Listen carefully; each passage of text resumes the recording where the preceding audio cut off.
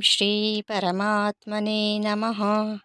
श्रीमद्भगवद्गीता अथ नवमोऽध्यायः।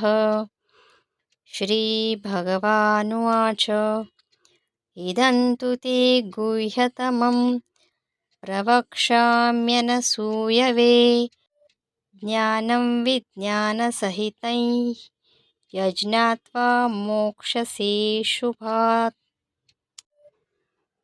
राजविद्या राजगुह्यं पवित्रमिदमुत्तमं प्रत्यक्षावगमनं धैर्यं सुसुखं कर्तुमव्ययम्।